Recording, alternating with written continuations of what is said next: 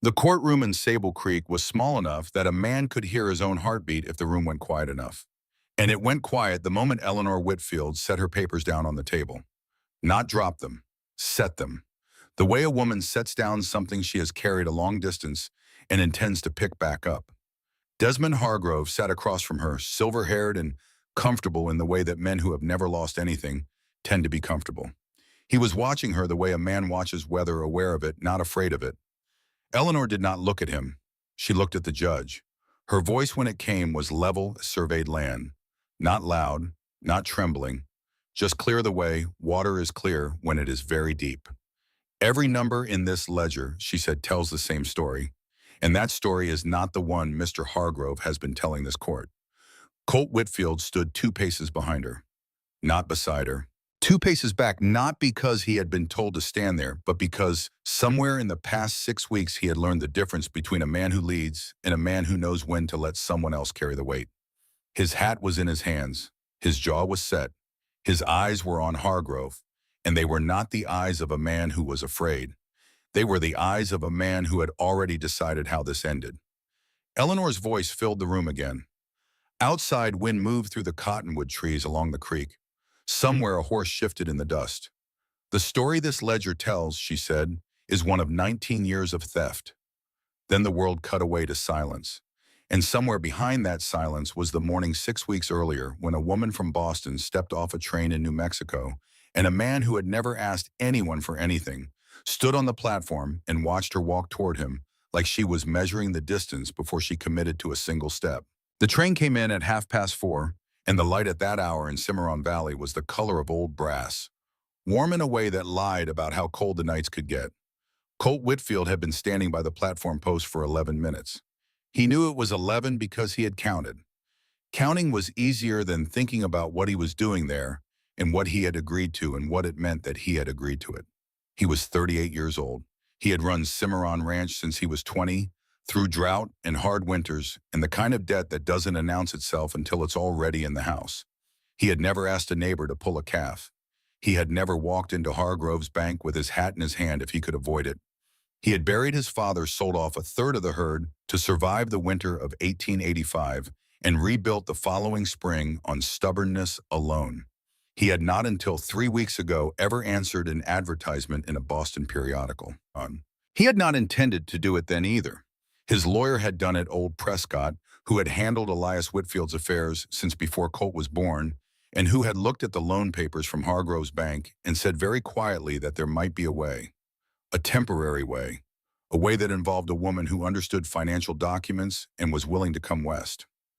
Colt had told Prescott what he could do with that idea. Then he had gone home, sat at the kitchen table for an hour, looked at the papers with the red ink marks, and written the letter himself.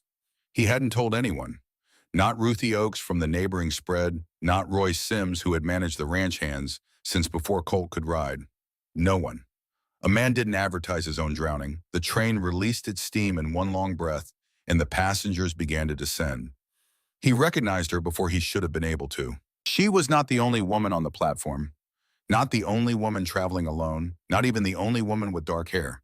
But she was the only one who stepped off that train and immediately looked around the way a person looks around a room they are about to be responsible for, not searching for a face, taking inventory.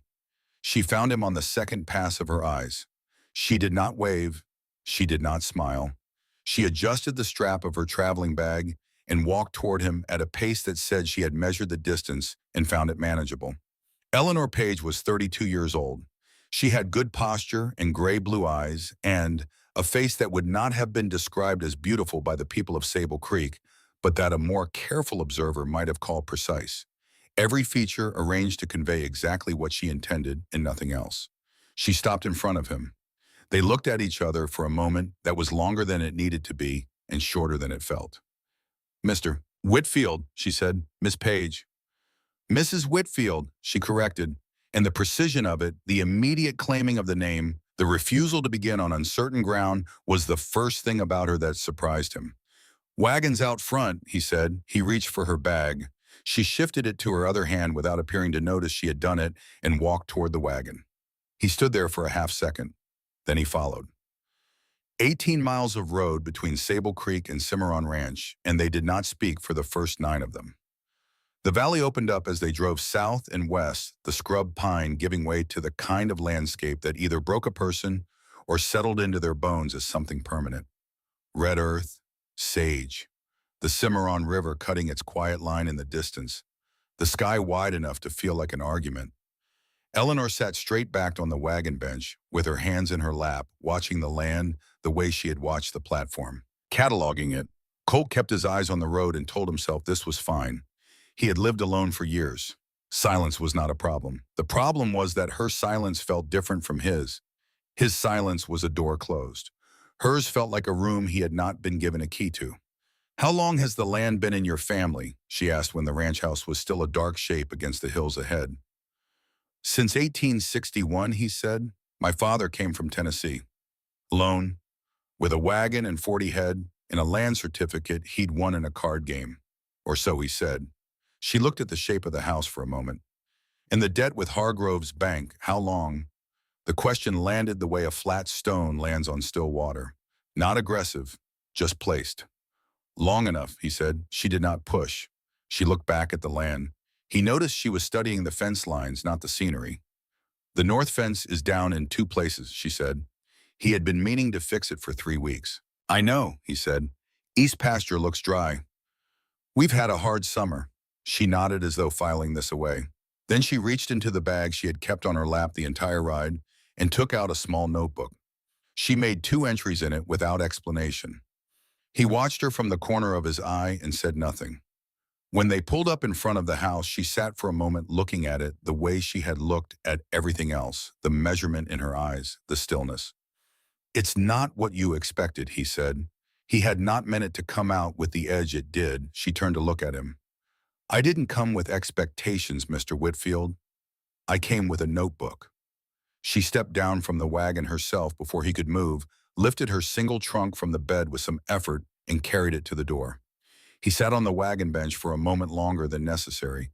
Then he climbed down and went to feed the horses. The house she found told a man's story without meaning to. Dishes in the basin, not many suggesting someone who ate simply and cleaned up without enthusiasm. Work clothes on 2 different chairs rather than one. A bedroll in the corner of the main room near the stove, which told her he had stopped using the back bedroom, at some point the cold she guessed, or the expense of heating the whole house. The back bedroom was where she would sleep. It was smaller than what she had left in Boston. She had left a boarding house room 2 floors up with a window that looked out on a street where she knew every face, and not one of them had needed her enough to fight to keep her. She did not allow herself to think about that for long. She opened her trunk. Books first because they were heavy and needed to come out before anything else. Then the accounting ledgers, 3 of them, 2 blank and 1 half filled with numbers from her previous work. Then the small canvas roll of tools, a good pen, a straight edge, a set of compasses, a folding rule. Then her 2 other dresses, her winter coat, the photograph she did not look at, and at the very bottom a small tin box containing enough money to return to Boston if she chose to. She had told herself she would not need it. She had brought it anyway. The difference between hope and preparation was something she had learned to keep track of. She made her bed with the blankets from the trunk. She reorganized the room, which did not take long because there was not much in it. Then she rolled up her sleeves and went to see what the kitchen required. It required quite a lot. She was finishing the dishes when Colt came in from outside. He stopped in the doorway reading the room the way a man reads a room that has changed while he was gone. "You didn't have to," he said. "The dishes are done," she said. "There's cornbread in the pan if you're hungry. I made enough for 2. He stood there a moment longer. She did not look up from the basin. "I'll sleep in the barn," he said. "That's not necessary. We're married on paper. That doesn't mean—" "I know what it means," she said. "The back room is mine. The front room is yours. That's a reasonable arrangement, and we can maintain it without either of us sleeping in a barn in October." He did not respond immediately. She heard him pull out a chair and sit. When she turned around, he was looking at the cornbread with the expression of a man who had been eating his own cooking for long enough that someone else's was slightly startling. She poured 2 cups of coffee and put one in front of him without asking if he wanted it. He drank it. Neither of them said anything else until the meal was done And then he thanked her, and she said it was not a problem. And he went to the front room, and she went to the back, and the house settled into its first night of being a house with two people in it instead of one. She found his papers on the third day. She had not been looking for them. She had been inventorying the back bedroom, a habit, a reflex, the way some people hum when they work, and in the bottom drawer of the small desk that sat against the wall under a copy of the New Mexico Territory land regulations and a church bulletin from 1883, she found the correspondence. Bank letters, a dozen of them going back 2 years, each one a little more direct than the last, the language tightening from polite request to firm reminder to something that was not quite a threat, but had that shape. And beneath those, the loan agreement. 47 pages hand-copied in the careful script of Hargrove's clerk. She sat down in the chair and read it. An hour later, she was still reading. The interest rate stated in the agreement was 12% per annum. Standard for the territory, reasonable for the size of the loan, nothing a careful man couldn't manage on a productive ranch. The interest being charged in the bank's most recent statements was 15.4%. She read the relevant sections again. Then she found a blank page in her notebook and began to write. She worked until the light changed. When Colt came in for the evening and found her at the desk, surrounded by his papers arranged in a pattern he didn't recognize, he stopped in the doorway of the back room as though he had not quite intended to open the door. "Those are mine," he said. "They were in the desk." She did not look up. "The desk is in my room now." "That doesn't mean you're being charged 15.4%, she said. "Your agreement states 12. The difference is not clerical error. It's consistent across 22 months of statements." The silence that followed was a specific kind of silence, the kind that has weight. "How much?" he said finally. "In overcharges alone, close to $900. She set down her pen. "That doesn't include the compounding effect on the principal, which I know what compounding means." "Then you know," she said, "that this loan is not what you signed." He was quiet for a long moment. She finally looked at him. He was leaning against the door frame with his arms crossed, and his face had gone very still, not blank but contained. The way a man's face goes when he is working through something too large for his expression to keep up with. "The original agreement," he said slowly. "Do you have a copy of what I actually signed? What Hargrove's office gave me?" "That's what I've been reading. Can you read it to me?" The words were flat. Not quite a request and not quite a question. And in the flatness of them, in the careful way he kept his eyes on the wall rather than her face, and in the particular stillness that came over him when he said them, she understood something that rearranged several things she had thought she already understood. She did not comment on it. She picked up the agreement. She began to read clearly and at an even pace starting from page 1. He listened with his eyes on the middle distance. When she reached a term he wanted clarified, he said so, and she explained it. When she reached the interest rate clause, she read it twice. When she set the document down, he was quiet for a long time. 12%, he said. "What he's charging you is not 12%. "No," he pushed off the doorframe. "It's not." He walked out to the front room. She heard him sit down heavily in the chair by the stove. She sat for a moment with the document in her hands, thinking about a man who had run a ranch for 19 years, who had read enough to manage contracts and correspondence and land records, who was in all the ways that mattered a capable and serious person, and who had quietly carried something that the world he grew up in had given him no room to name, let alone address. She thought about how much effort that kind of carrying takes. Then she put the papers in order, closed her notebook, and went to make coffee. The first week made its peace in small pieces. He was up before her. She accepted that and stopped trying to be first to the kitchen. He left for the range at first light and came back with the dust of it on him, smelling of horse and work and the particular dry air of high desert autumn. She had supper ready when he came in, not because she had agreed to cook, but because she needed to eat, and making enough for two was not more work than making enough for one. They developed a rhythm the way two careful people develop a rhythm, not through agreement, but through observation. He noticed she took her coffee without sugar. She noticed he took his with 2 spoons of it and never mentioned this.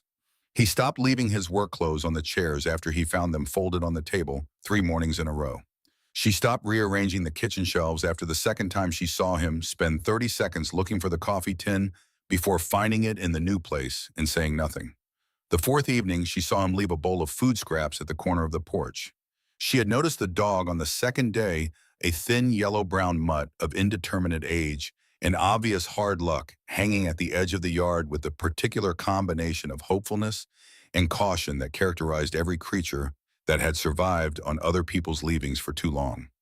She had given it a piece of dried biscuit from her pocket. It had taken the biscuit and retreated to a respectful distance to eat it.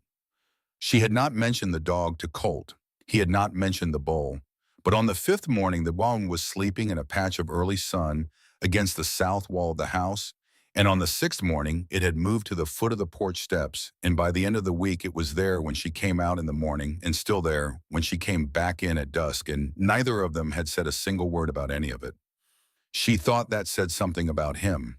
She was not yet certain what. On the eighth day, he came in for the midday meal. She had not expected him. He had not come in for midday in the week since her arrival, and for a moment the kitchen felt smaller than it had. She put food on the table. He sat. They ate.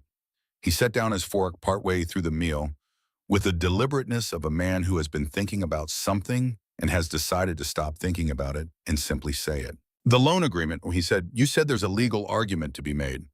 There is. What does it require?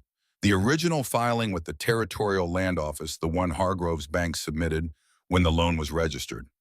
If the rate stated there matches the agreement you signed, and both of them differ from what's being charged, you have documentary evidence of systematic overcharging.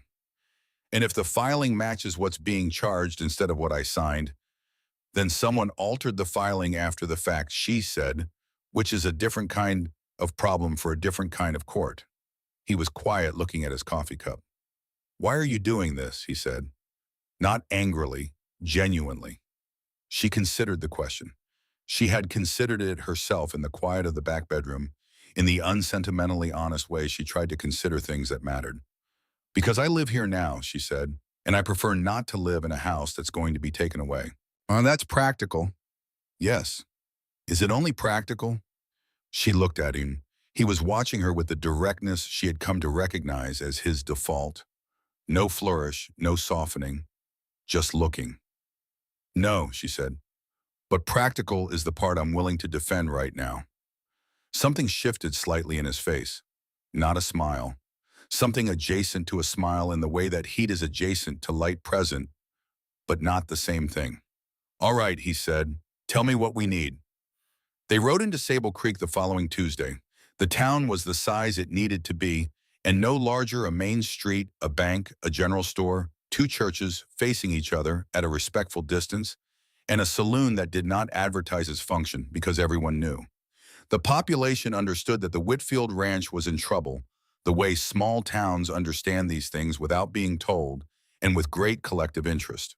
Eleanor had been to town once before on the Saturday after her arrival for supplies. She had introduced herself to 3 people, purchased what she needed, and returned to the ranch. The town had formed its first opinions about her in the time it took to do this, which was the way towns worked, and she had expected nothing different. She walked into Hargrove's bank with Colt beside her. Hargrove received them in his office, which was a room decorated to communicate permanence and prosperity. Dark wood, a large desk, a photograph of himself shaking hands with the territorial governor. He looked at Eleanor, the way men who ran things tended to look at women who appeared in rooms they weren't usually in, politely, and passed her toward the person he assumed was actually going to speak. Colt, he said, what can I do for you? Mr. Hargrove, Eleanor said. Her voice was pleasant. We're here to discuss the interest rate applied to the Whitfield Ranch loan for the past 22 months. He turned his attention to her with the particular careful courtesy of a man recalibrating. Mrs. Whitfield, of course, but these matters are my husband's concerns, she said, which makes them mine as well, since I manage the ranch accounts. The rate being applied does not correspond to the agreement he signed. We'd like to understand the discrepancy. I assure you there's no... We'd like to understand it, she repeated, in writing within 5 business days. A letter outlining the bank's basis for the current rate with reference to the specific clause in the original agreement that authorizes it. Hargrove looked at her for a moment. Then he looked at Colt. Colt was looking at him. Just looking with the patience of a man who had been outside in weather all his life and had learned not to confuse discomfort with danger. I'll have my clerk look into it, Hargrove said finally. 5 days, Eleanor said, standing. Thank you for your time. They walked out into the October sunlight. The wind off the Cimarron was cold and clean. Colt walked beside his. Not behind. Beside.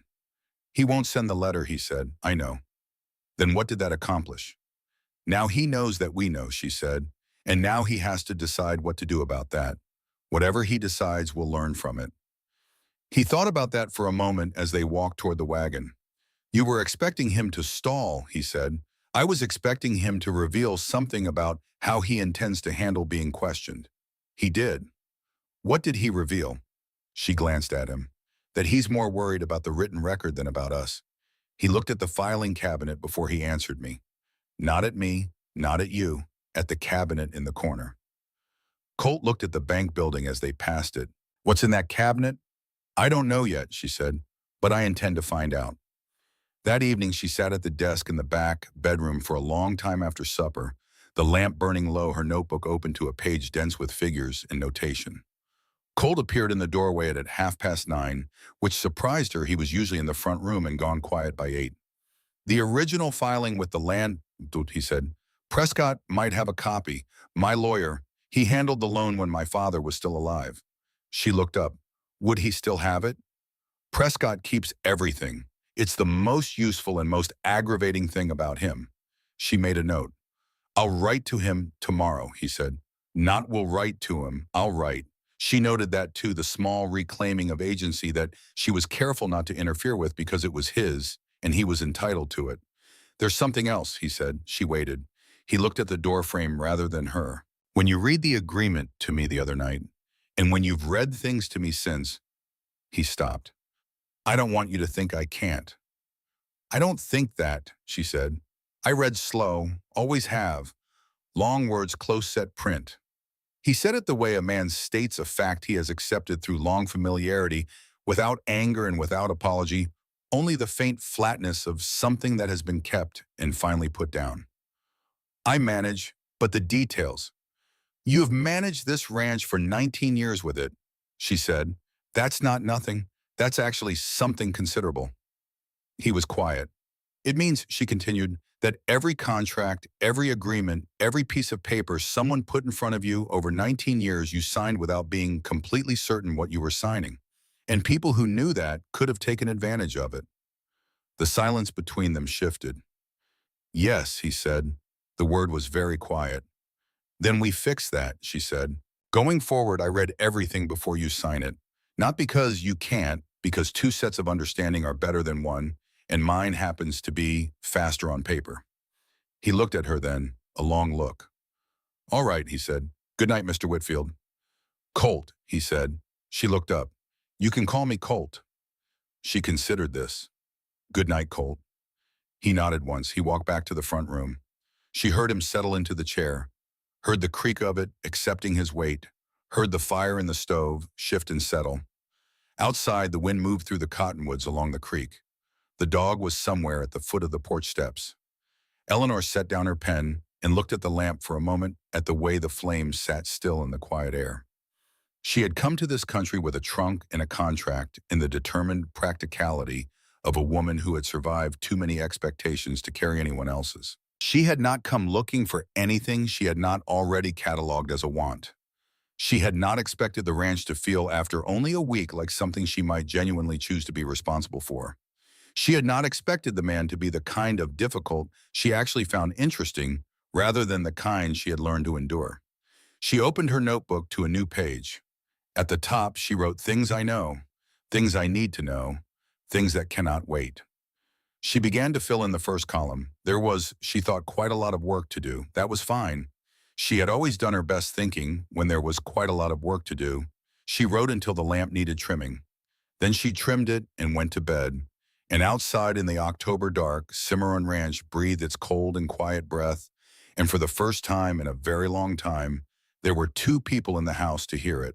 Prescott's letter arrived on a Thursday, 14 days after Colt had written to him. It was not the letter either of them had hoped for.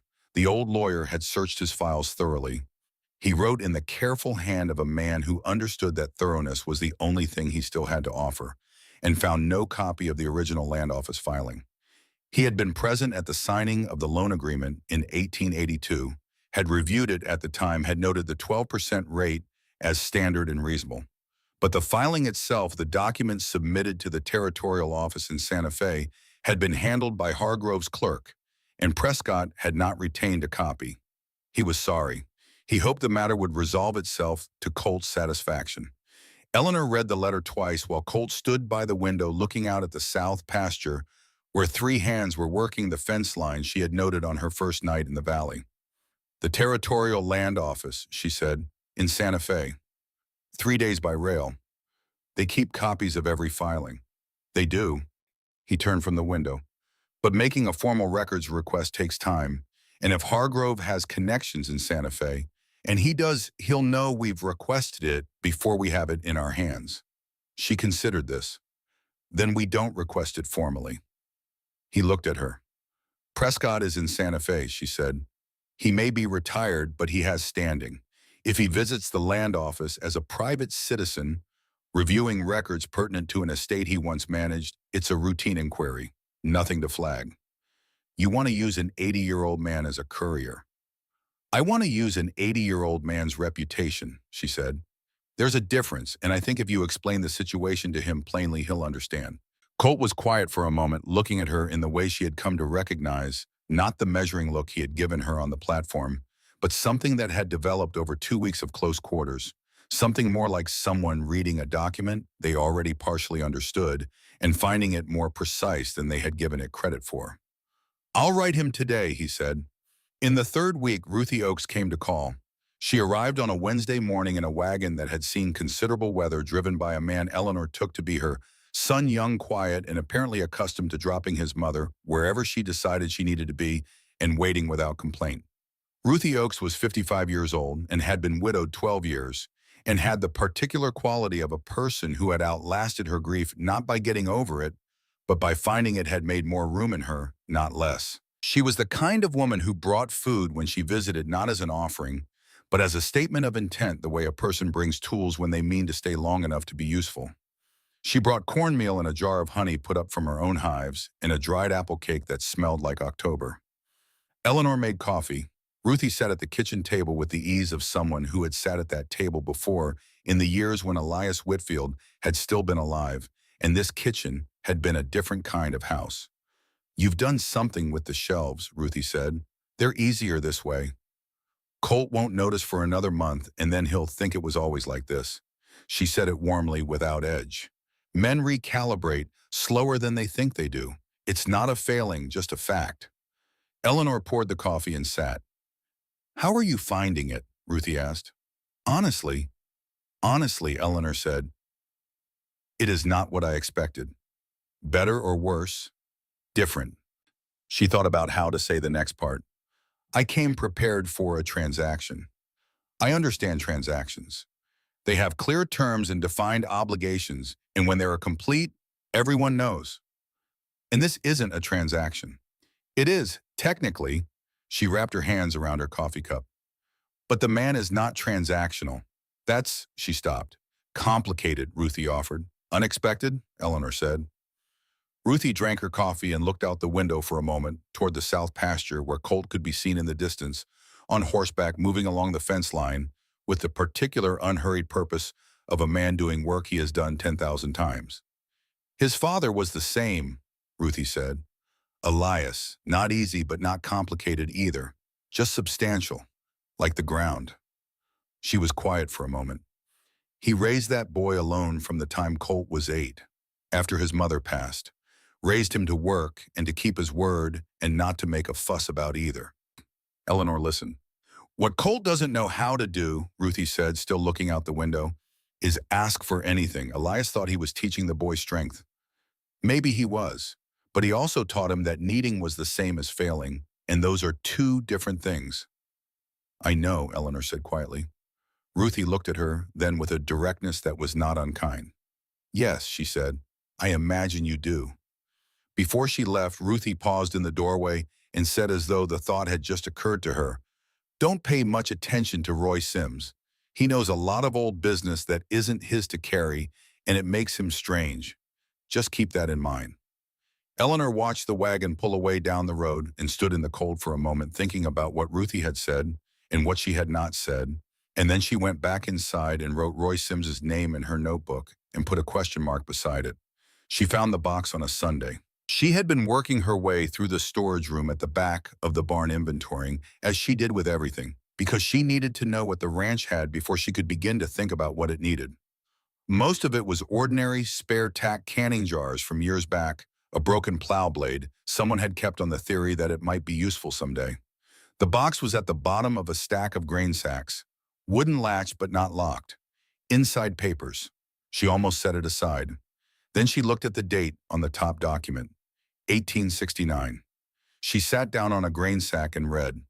The box held the remnants of Elias Whitfield's estate, not organized, not filed, just gathered, the way a young man in grief gathers his father's papers without knowing exactly what he's keeping or why. Land certificates, a letter from a bank in Tennessee dated 1860, a bill of sale for 40 head of cattle, a church record of a marriage in 1848 and a death in 1857, which would be Colt's mother, which Colt had mentioned only obliquely, and which Eleanor did not pursue. And at the bottom of the box, a will. It was handwritten in a script she did not recognize, careful, slow, not Elias's hand from the other documents. Someone had written this out for him, or he had dictated it. The date was March 12, 1869.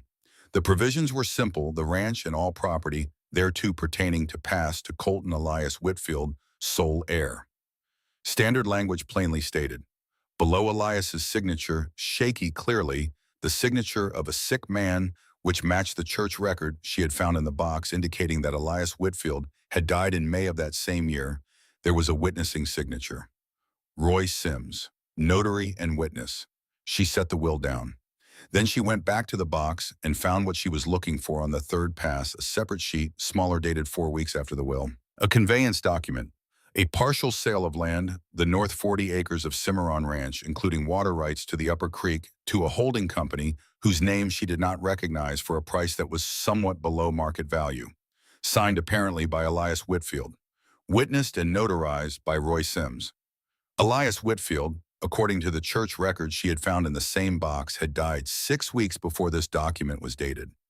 Eleanor sat very still on the grain sack for a long time. She read both documents again slowly. Then she read the dates again. Then she set everything back in the box in the order she had found. It latched it and put it back at the bottom of the grain sack stack and walked back to the house. She did not say anything to Colt that evening.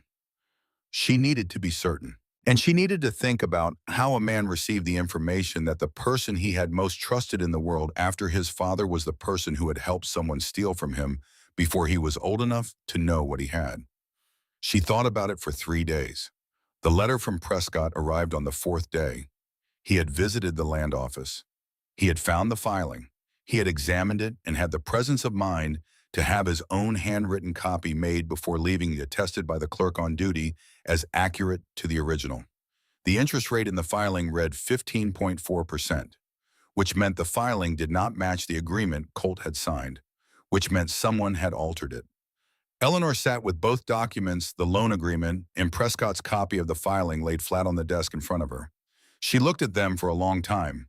2 pieces of paper telling 2 different stories, both bearing the name of the same bank. This was no longer a question of overcharging. This was a question of fraud documented with a paper trail that ran directly from Hargrove's bank to the Territorial Land Office and back again. She closed the documents. She put them in order. Then she went to find Colt. He was in the barn working on a harness that needed restitching. He did this kind of work with a patience she had come to associate with the way he approached most things: thorough, unhurried, not because he was slow, but because he had learned that rushing a thing rarely made it better. She sat down on the bench across from him and put the documents on the worn wood between them. "I need to tell you 2 things," she said. "One of them is about Hargrove. The other one is harder." He set the harness down and looked at her. She told him about the filing, first Prescott's visit, the discrepancy in the rates, what it meant in terms of deliberate document manipulation rather than clerical error. She watched him absorb it, watched his face do what his face did with difficult information, hold very still while his eyes worked. That's the fraud, he said. Yes. And the harder thing. She told him about the box. The will dated March 1869. The conveyance document dated 6 weeks after Elias Whitfield's death, bearing Elias Whitfield's signature witnessed by Roy Sims. She told him as plainly and carefully as she knew how. She did not soften it, and she did not elaborate on it. She put the facts in order and gave them to him intact. When she was done, the barn was very quiet. Somewhere in the near pasture, a horse moved. The wind pushed at the barn door and found it latched. Colt looked at his hands for a moment. Then he stood up. He took his hat from the post where it was hanging. He walked out of the barn without a word. Eleanor sat and listened to his footsteps cross the yard, heard the creak of a saddle, heard a horse move. Then nothing. She sat in the barn for a while longer with the documents on the bench beside her, and the cold autumn air coming through the gaps in the wall, and she thought about what it cost a person to hold the shape of something beloved, and then be shown that the shape had a flaw in it. Not the person, the belief, the bedrock thing you had built yourself on. She thought about Fletcher. She thought about the 2 years she had spent after that going over the architecture of what she had believed was real, looking for where she had been foolish. Finding eventually that she had not been foolish. She had been trusting, which was not the same thing, though it felt identical from the inside when it was over. She straightened the documents. She put them in her coat pocket. Then she went back to the house and made supper and kept it warm and did not touch it until the sound of hooves came back into the yard 2 hours after dark. He ate without speaking. She did not require him to. When the meal was done and the dishes cleared, he put his hands flat on the table and looked at the middle distance for a moment. Roy was at my father's, he said. At the end, he was one of 3 people in the room when my father died. I was another. Eleanor was quiet. He told me afterward, after the funeral, when I was trying to figure out what I was doing and what I had and what I owed, he told me there were some land matters my father had dealt with in the last weeks. Said it was handled. Said not to worry. And you trusted him. He'd been on this ranch since before I was born. He said it simply without anger yet. The anger would come later, she thought, or maybe it wouldn't, which would in some ways be worse. He knew the water sources in the grazing rotations in which fence posts had been sunk too shallow and where the land was soft in spring. He stopped. He was part of the place, Eleanor said. Yes. She thought for a moment. The conveyance document, the North 40, and the water rights. Do you know what happened to that land? It's Hargrove's, he said without hesitation. He acquired it, he said, through a legitimate sale. My father's estate. I never questioned it because Roy told me it had been settled. And the holding company named in the document? I'll look into it tomorrow, he said, but I expect I already know what I'll find. He pushed back from the table, stood, walked toward the front room, and then stopped at the doorway with his back to her. Roy still lives 3 miles up the road, he said. Same house he's lived in for 40 years. Yes, she said. I know. He stood there for a moment. I need to go talk to him. I know that too. Alone. She held his gaze when he turned to look at her. I know, she said. Go. He left before dawn. She watched from the window as he rode out in the early dark, the shape of him and the horse becoming one shape, and then disappearing into the land that had been his family's for 26 years, and that he was only now beginning to understand was not entirely what he had believed it to be. She lit the lamp at the desk. She had work to do regardless of what the day brought. She was still at the desk 3 hours later when she heard the horse come back into the yard. She listened to the sounds of him unsaddling of the barn of his boots on the porch steps. Then the door. He came into the kitchen and sat at the table. She poured coffee without being asked and set it in front of him and sat across from him and waited. He knew I was coming, Colt said. I could tell from his face when he opened the door. He's known, I think, for a long time that someday this conversation would happen. What did he say? He said, Colt looked at his coffee cup.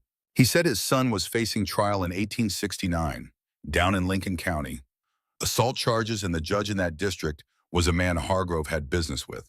Roy said Hargrove came to him 2 weeks before my father died and told him the charges would go away if Roy cooperated with certain paperwork after the fact. Notarized what needed notarizing. Said nothing of what he knew. His son was facing prison. His son was facing worse than prison back then in Lincoln County. Colt's jaw tightened. Roy made a choice. His son is alive. Has a family now up in Colorado. Roy's been living with it ever since. She said nothing immediately because there was nothing useful to say immediately. This was the kind of information that required space around it. Hargrove has kept him quiet all these years, she said finally. He knows where Roy's son lives, Colt said. He's reminded Roy of that fact Roy says once every few years, just to keep the accounting clear. So Roy's been a prisoner on his own property for 18 years. Something like that. She looked at him carefully. How did you leave it? I told him I wasn't there to put him in the ground. He was quiet for a moment. I told him I needed him to be willing to say what he knows in front of the people who need to hear it. Not to help me, I told him that straight, to be done carrying it. What did he say? He said he'd think about it. That's not a no, she said. No, he said. It's not. He drank his coffee.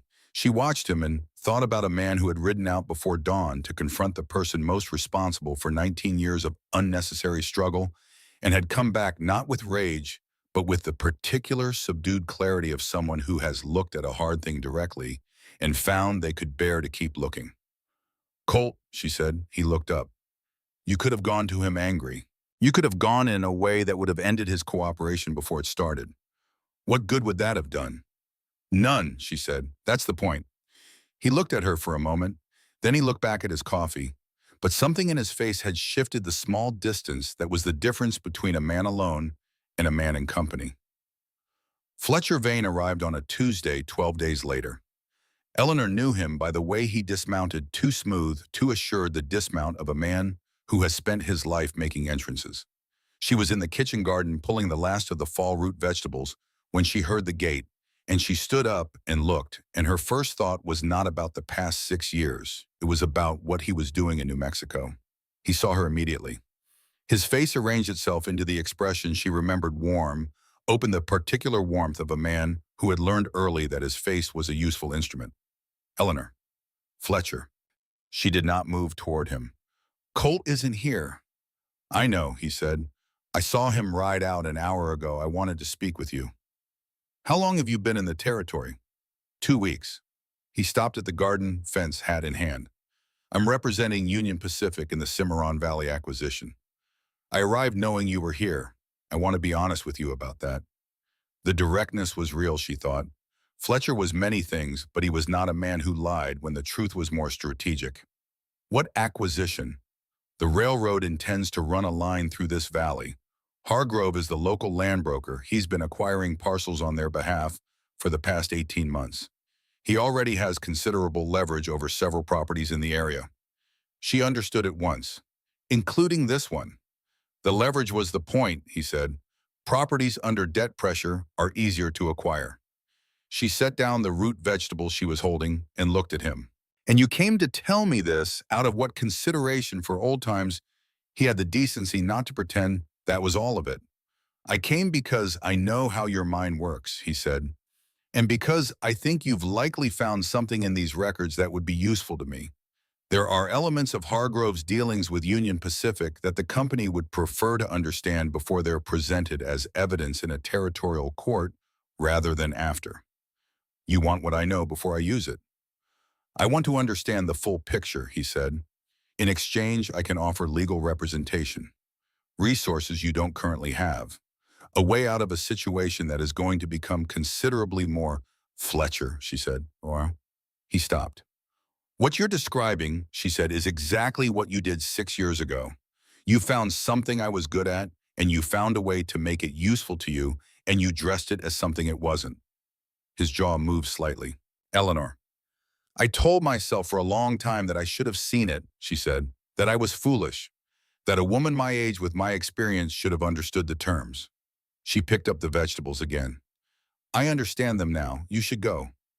The situation here is more serious than you realize. Hargrove has connections to the circuit judge. If this goes to Fletcher, he stopped again. The next time you want to find me, she said, don't. She walked back to the house. She heard him stand at the fence for a moment and then heard the sound of him remounting and the sound of the horse going back down the road. She put the vegetables on the kitchen table and stood for a moment with her hands flat on the wood, breathing evenly.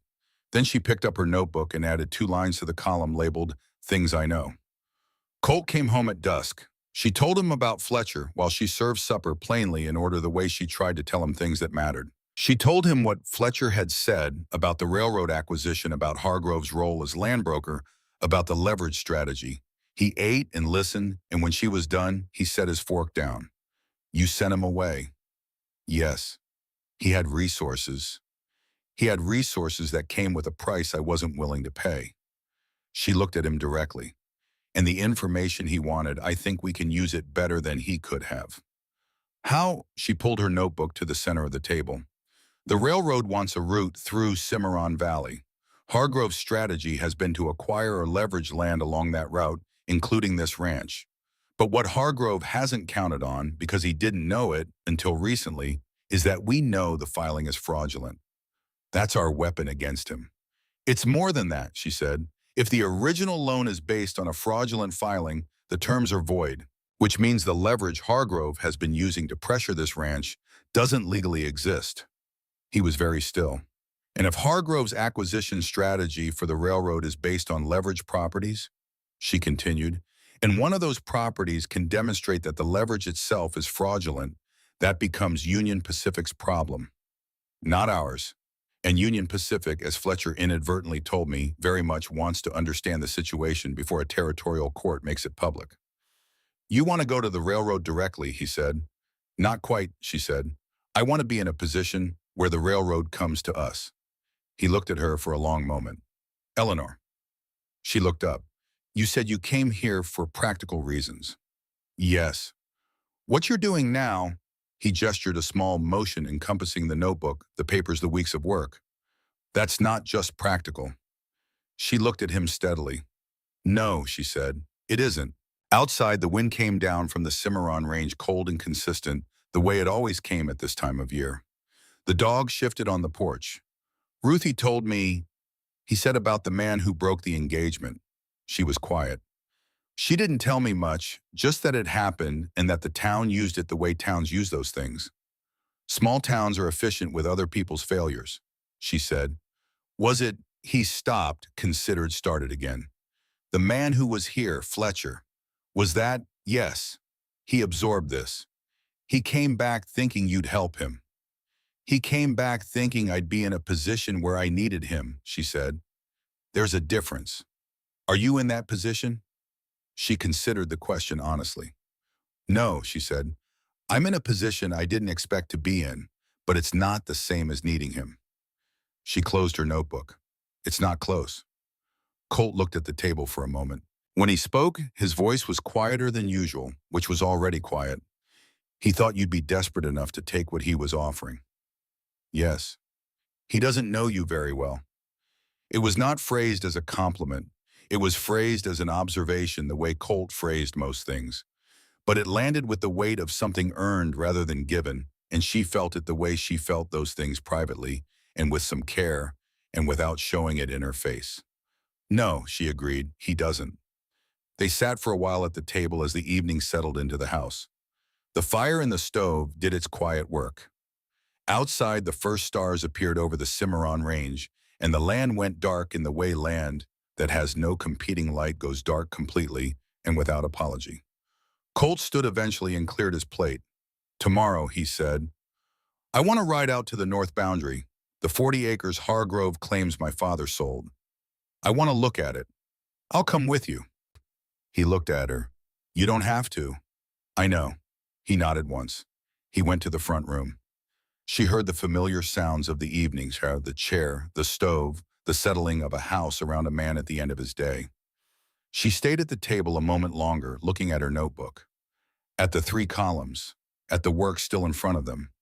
Then she looked out the window at the dark valley, at the land that in one form or another had been the whole of Colt Whitfield's life, and she thought that whatever else was true, it was worth the fighting for. Not because it was spectacular or sentimental or the kind of place that made people want to write poems, because it was the kind of place that was exactly what it appeared to be, hard and demanding and honest in the way only land can be honest. And she had come to trust that quality in things. She closed the notebook and went to bed. And in the north pasture, under a sky too large for any trouble to fill, Entirely, Cimarron Ranch waited in its cold and patient way for whatever the morning would require of the people who had decided to stay. The North 40 looked like everything else in the valley at that time of year. Dry grass, red earth, the creek running lower than it should have been, but still running. The cottonwoods along the upper bank had gone yellow. The air tasted of cold coming. Colt stood at the boundary marker, a post he had not set driven into ground, that had been his father's, and looked at the land without speaking for a long time. Eleanor stood a few feet away and let him look. She had learned in the weeks since her arrival that Colt Whitfield processed things spatially. He needed to stand in a place to understand it. The barn, the pasture, the fence line he thought through his hands and his feet through the physical fact of being somewhere rather than thinking about somewhere. It was not a lesser kind of intelligence. It was a different one, and she had stopped expecting him to work like a ledger and started watching how he actually worked. "My father brought me here once," he said without turning. "I was maybe 12. He pointed at that bend in the creek and said the water there in summer was the reason the upper pasture stayed green 2 weeks longer than the lower. Said it was the most valuable 40 acres on the ranch. And then someone sold it," Eleanor said. "Signed his name to a paper after he was in the ground." He said it quietly, not with heat. The heat had apparently burned through on the ride to Roy Sims' house 2 weeks ago. What was left was something colder and more durable. "I want it back." "Then we take it back," she said. He turned to look at her. The wind off the range moved through the cottonwoods. "Hargrove's going to fight," he said. "He's been at this a long time. He knows the judge, he knows the clerk, he knows every piece of this territory's legal machinery." "He does," she agreed, "but he doesn't know everything we have. And more importantly, he doesn't know about the railroad. We haven't approached the railroad." "No," she said, "but we're going to. And we're going to do it in a way that makes Hargrove's position with them a liability rather than an asset." He was quiet, studying her the way he studied the land, practically without sentimentality. "Walk me through it," he said. She did, standing at the edge of the North 40 with the cold coming down from the mountains. She told him what she intended to write to the Union Pacific Land Office in Albuquerque and what she intended to offer them and what she expected them to do with the information about Hargrove's fraudulent acquisition strategy.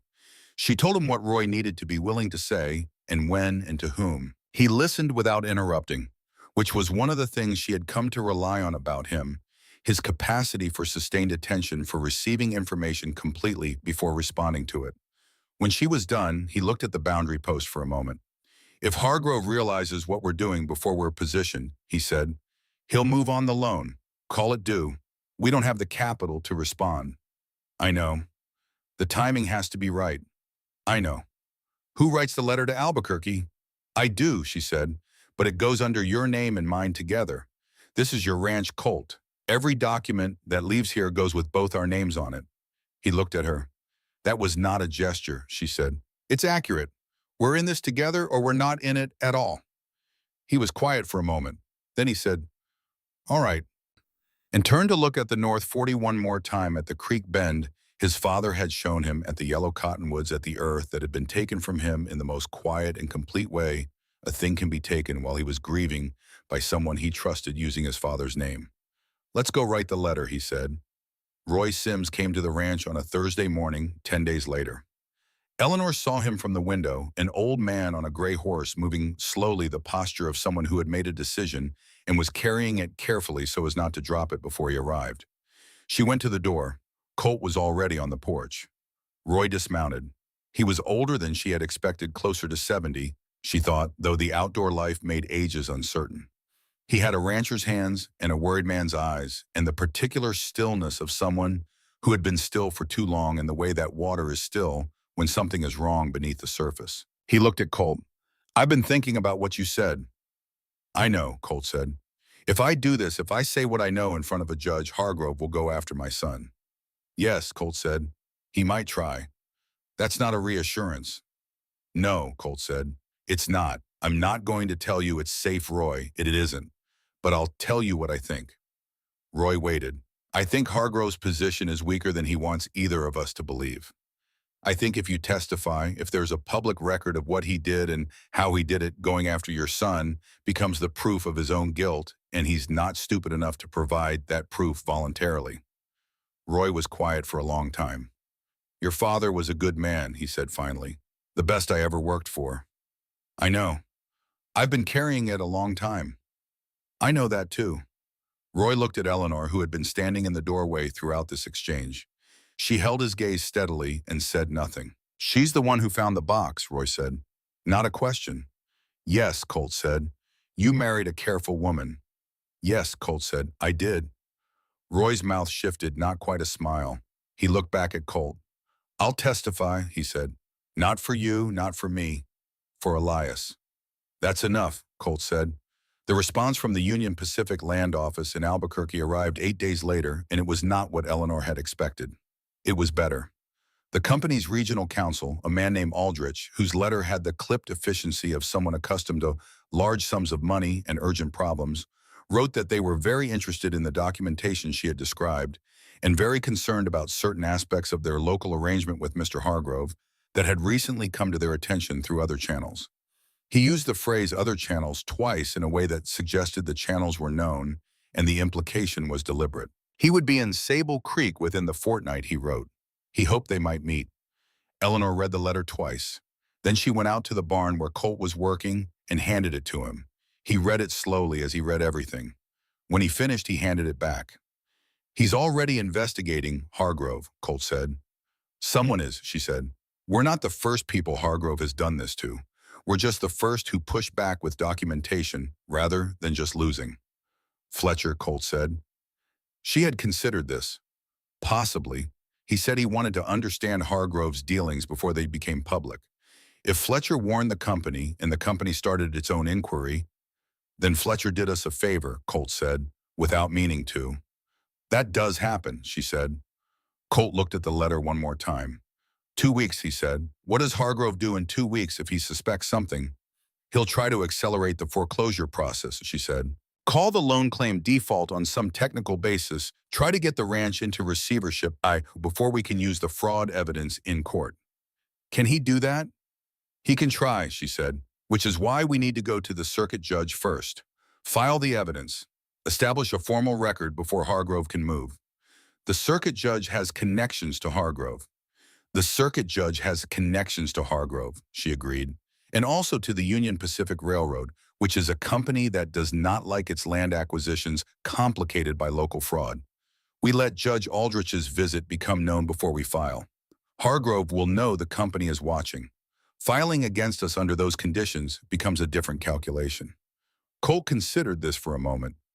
You want to let the railroad's presence do the work before we even walk into the courthouse.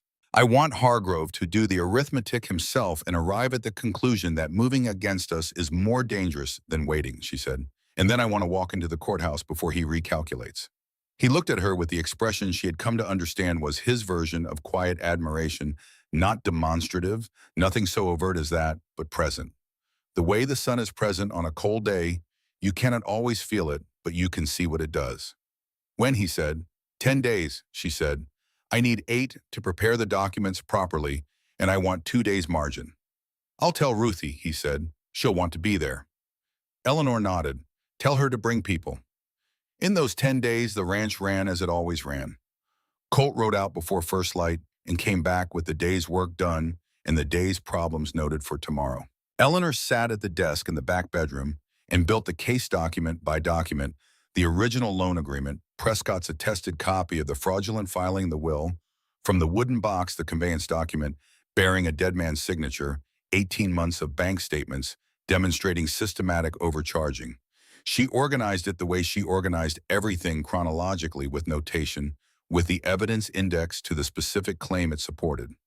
She worked methodically and without drama, which was the only way she knew how to do anything that mattered. On the 7th night, Colt came in from outside and found her still at the desk, and at 10 o'clock, the lamp turned up 3 documents spread in front of her and her pen moving steadily. He stood in the doorway for a moment. You should sleep, he said. Presently. Eleanor. She looked up. It's enough, he said. What you've built, it's already enough. She looked at him steadily. I want it to be more than enough. I want it to be the kind of case that leaves no room. No room for what? For a judge who owes someone a favor, she said. For a clerk who loses something at the wrong moment. For the kind of accident that isn't an accident. She set down her pen. I've worked on things before that should have been enough and weren't because someone with more power than fairness made a decision. I'm trying to make the space in which that decision is as possible and as small as I can. He was quiet for a moment, leaning against the doorframe. What happened, he said, before the job you lost? She had not told him this. She looked at him. Ruthie mentioned you'd managed accounts, that you'd lost a position. I managed accounts for a textile firm in Boston for 4 years, she said. I found a significant discrepancy in the inventory records. I reported it to the owners. The man responsible for the discrepancy was the nephew of one of the owners. She paused. I was let go 2 weeks later for what they described as a failure of discretion. You did the right thing and lost your position for it. I did the right thing and discovered that doing the right thing and being protected for it are not the same event, she said. I learned to build bigger cases after that. Cases where the right thing is also the only practical thing so that people with the power to look away find that looking away costs them more than looking at it. He looked at her for a long time. You've been building that kind of case here, he said. Since the day I arrived, she said. Yes. He pushed off the doorframe. He walked to the kitchen and she heard him pour water and then come back and set a glass on the edge of the desk without a word and then go to the front room. She looked at the glass of water for a moment. Then she picked it up, drank half of it, and went back to work. The morning they rode into Sable Creek, the sky was the clear cold blue of late November, and the road was hard with frost.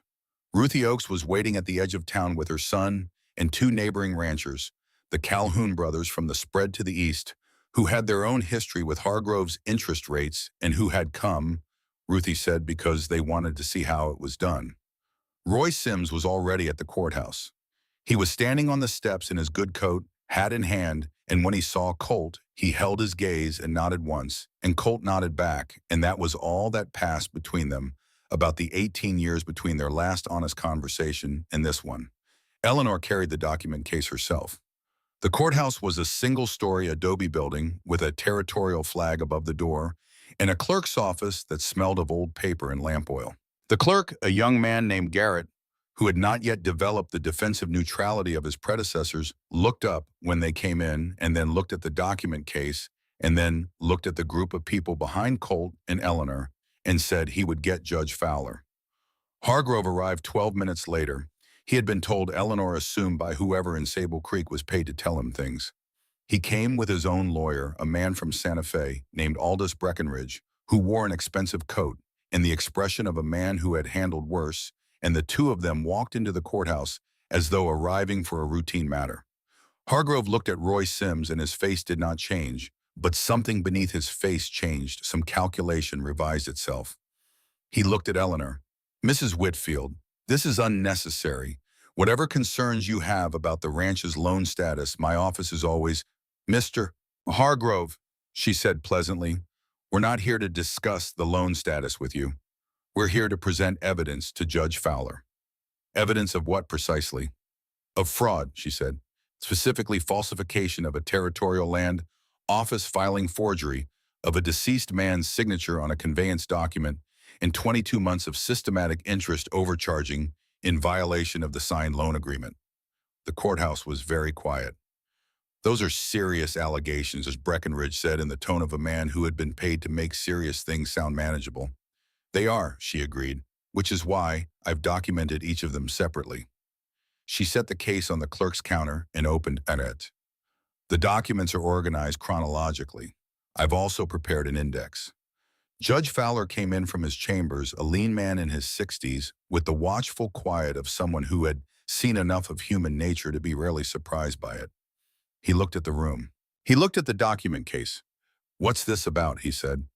Colt stepped forward. He had not in their 10 days of preparation rehearsed what he would say. Eleanor had offered to write something. He had declined. She had not pushed. He spoke without notes in the flat, direct voice of a man who had spent his life saying what needed to be said, and not more. My name is Colton Whitfield. My father was Elias Whitfield, who built Cimarron Ranch beginning in 1861. My father died in May of 1869. In the weeks after his death, a conveyance document was filed in this territory bearing his signature, a signature that could not have been made because my father was in the ground when that document was dated. He paused. The room was still. I'm asking this court to look at what my wife has assembled. I'm not asking for charity, and I'm not asking for time. I'm asking for a fair examination of what's in that case, and I'm asking it to happen in front of the people in this room and the record of this court so that there is no question afterward about whether it was examined. Fowler looked at him for a moment. Then he looked at Eleanor. Then at Roy Sims. Who is that man? He said. Roy Sims, Colt said. He was present at my father's death. He notarized the documents in question. He is prepared to tell this court what he knows. Hargrove's lawyer began to speak. Fowler raised one hand without looking at him, and the lawyer stopped. Bring the documents to my chambers, Fowler said. All parties, now. What followed was not dramatic in the way that people later made it sound when they told the story in Sable Creek for the years that followed. There was no shouting. There was no scene. There was a judge, a document case, a set of attested records, and an old man's testimony delivered in a voice that was quiet and entirely certain the voice of someone who has decided that the weight of a thing has finally exceeded the cost of putting it down. Roy spoke for 40 minutes. He described the meeting with Hargrove in the spring of 1869, the terms he had been given, the documents he had signed. He described the 18 years since the periodic reminders, the silence he had maintained in exchange for his son's safety. When he was done, the room was quiet in the specific way that rooms are quiet when something true has just been said. Hargrove's lawyer made 3 objections. Fowler overruled all 3 with the brevity of a man who has read the documents and found them sufficient. Mr. Hargrove, Fowler said, I'm issuing a formal hold on all proceedings related to the Whitfield Ranch loan, pending a full investigation by this court into the validity of the 1869 conveyance and the interest rate discrepancy documented in these filings. He looked up from the papers. You will make available all records related to this account within 5 business days. Your attorney will be notified of the specific requirements in writing. Hargrove looked at Eleanor. She looked back at him steadily, without triumph, without warmth, with the simple direct attention of a woman who has done what she came to do. The Hein, Hargrove said quietly, is not finished. No, she agreed, it isn't. But the part where you make decisions alone is. Aldrich from the Union Pacific arrived in Sable Creek 2 days later, as promised. He met with Colt and Eleanor in the sitting room of the hotel, a spare room with good windows and a view of the street, and he was, as his letter had suggested, a man accustomed to moving quickly once he understood a situation. He understood this one in about 20 minutes. Hargrove, he explained, had been representing the railroad's interests in Cimarron Valley as an exclusive broker. It had recently emerged, been taking a second commission from the sellers, or in some cases from the process of manufacturing sellers out of people who did not intend to sell. The company had become aware of certain irregularities. The company did not like irregularities. What we need, Aldrich said, is the root. We need the valley. We don't need Hargrove. We need something too, Eleanor said. He looked at her with the attentiveness of a man who has just confirmed that the person across the table is the one doing the actual thinking. The North 40, she said. The water rights to the Upper Creek. They were fraudulently conveyed to a holding company that Hargrove controls. We need those returned as part of any agreement. And in exchange, right-of-way through the south boundary of Cimarron Ranch, she said. Survey access beginning in the spring. A station site on the lower pasture, small, no more than what you need, and a 25-year lease at fair market rate reviewed every 5 years. She slid a paper across the table. She had written the terms out the previous evening after Colt had read them slowly with her, reading the harder sections, and approved them. Aldrich looked at the paper. He was quiet for a moment. The North 40, he said, that's a legal matter. It'll take time. Yes, she said, but your company's cooperation in pressing the fraudulent conveyance case will accelerate it considerably. You have standing that we do not, and you have incentive because a broker who fraudulently acquires land on your behalf creates liability for you that I think you'd prefer not to carry into your shareholders' annual meeting. Aldrich looked at her. Then he looked at Colt. Your wife, he said, is a considerable negotiator. Yes, Colt said, she is.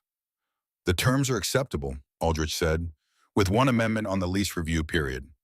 Make your amendment, Eleanor said. They rode home in the early dusk, the two of them, the valley going gray and gold around them, and the cold coming down from the mountains in earnest, now the first real cold of winter. They did not speak much on the ride. There was a particular quality to their silences. By this point, not the weighted silence of the first day, not the careful silence of the first weeks, but something more like shared ground. Two people who had been in the same weather long enough to stop explaining the weather to each other. When the ranch house came into view, Colt slowed his horse and looked at it for a moment. Eleanor stopped beside him. The house needed painting. The barn was new and stood solid against the hillside. The north fence, the fence she had noted on her first night in the valley, had been repaired in October and was holding. A lamp was burning in the front window, which meant Ruthie had been by because Eleanor had not left it burning. "The North 40, Colt said. "Even with the company's support, it'll take months." "Probably," she said, "but it'll happen." "You're sure?"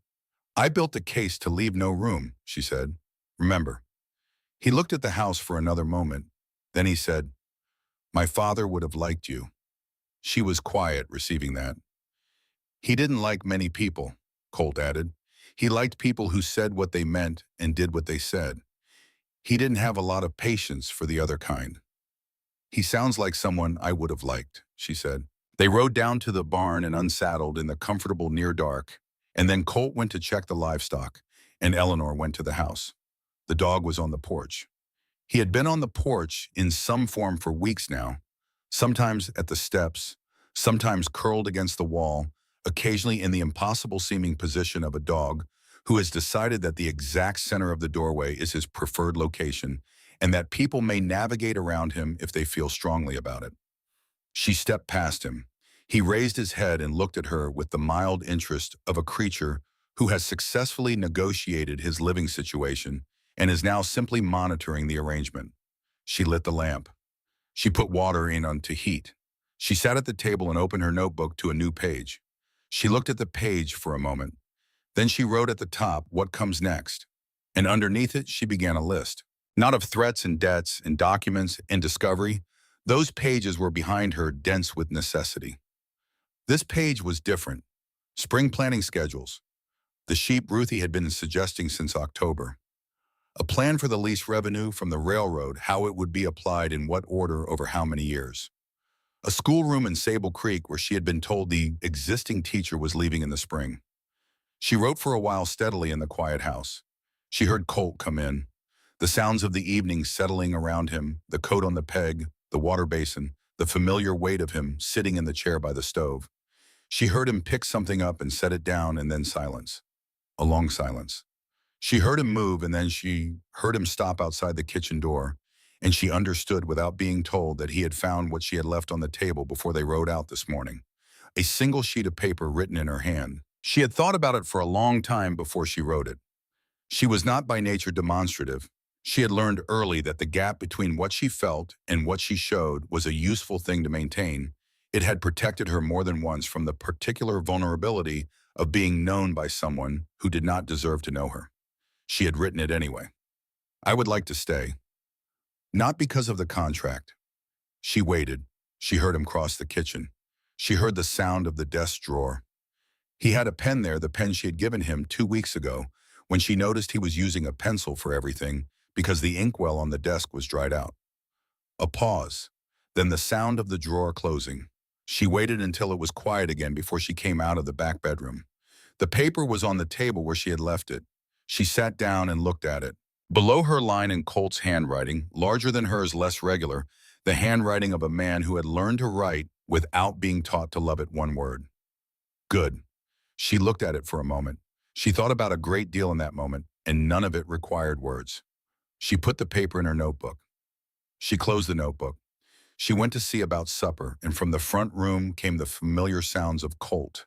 In the evening, the chair, the stove, the quiet breath of a house that had remembered after a long time what it was to have more than one person in it. In the weeks that followed, the territory did what territories do with stories that matter to people. It carried the news of the Whitfield case through every ranch and town and crossroads from Sable Creek to the county line. Hargrove's situation did not resolve quickly, as these things rarely do, but it resolved. The investigation moved.